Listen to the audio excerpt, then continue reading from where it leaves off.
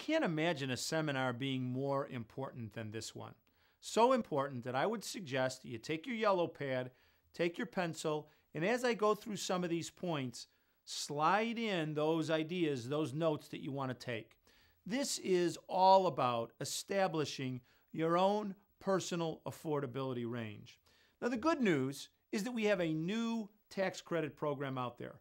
That tax credit was established in the Obama administration, provides an opportunity for you to obtain $2,500 off of your federal taxes the year that you have college costs.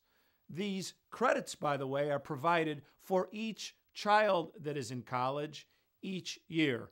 I want to tell you a cute story. I was doing a live presentation and somebody came to me and said, I want you to know that I have quadruplets going out. It's like, well, at least you're going to get a $10,000 tax credit. The point is, remember, $2,500 off on federal taxes the year that you're paying for college for every $4,000 you expend. But the next primary point that we want to make, after we take a look at tax credits and take advantage of that benefit in coming up with money for college, is to do a thorough analysis of cash flow. Cash flow, lifestyle decisions. I buy this, I don't buy that. How much can you do out of cash flow? These are the questions we want to ask you so that you can certainly maximize that opportunity. What expenses will you no longer have when your child is away at college? Are you paying for private school tuition now? Athletic clubs? Music lessons, perhaps? Does the student give you every month spending money requests? Are there food allowances? Those are the kinds of questions you want to ask yourself. Put some notes together because you want to maximize what you can do out of cash flow.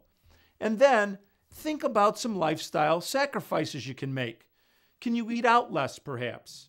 Maybe not spend money while the student's in college on a family vacation.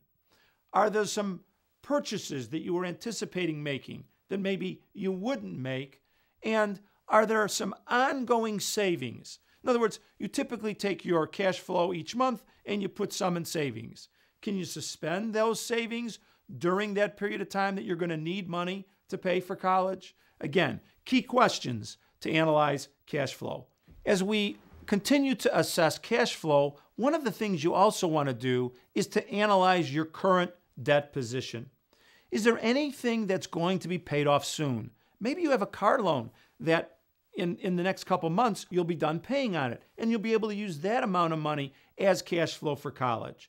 The same thing with credit card. If there's a way you can eliminate your monthly charges for credit card, imagine how much resources you'd have available.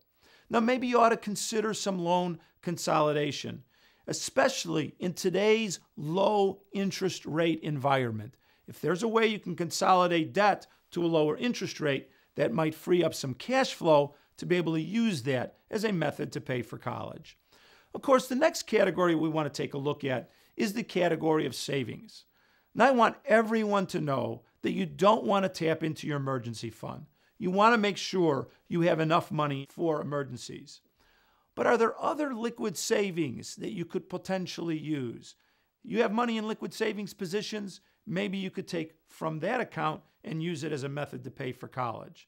And then analyze to see if you have any college accounts, whether they be 529 plan or any other college savings accounts, bonds, things of that nature.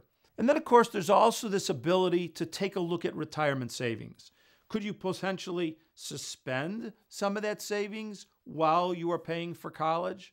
Or maybe take a look at looking at an entire retirement savings analysis. I'm going to go into that in a little bit more depth. Do you have Roth IRAs?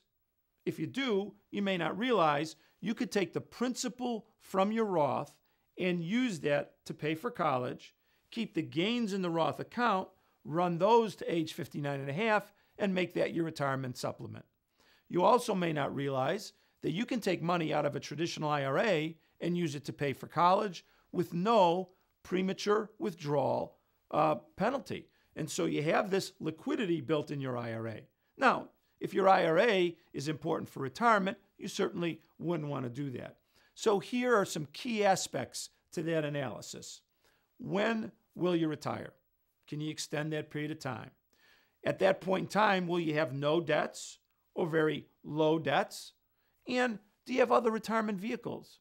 For example, if you had a defined benefit program, a pension program, you might find it easier to take money out of an IRA account or borrow against your 401k because you know you have that defined benefit program to protect you.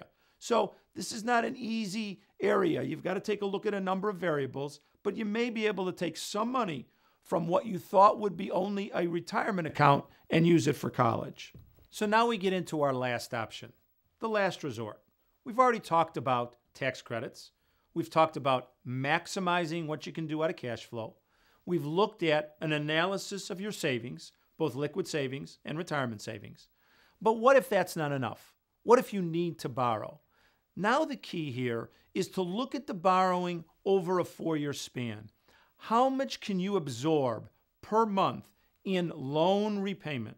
Once you establish that, that'll give you an opportunity to determine how much you can actually borrow.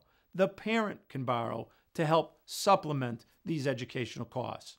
Now, I'm going to do an entire program on the loan options, and there are 10 loan possibilities here. So pay close attention to those options. I think you'll find them very valuable.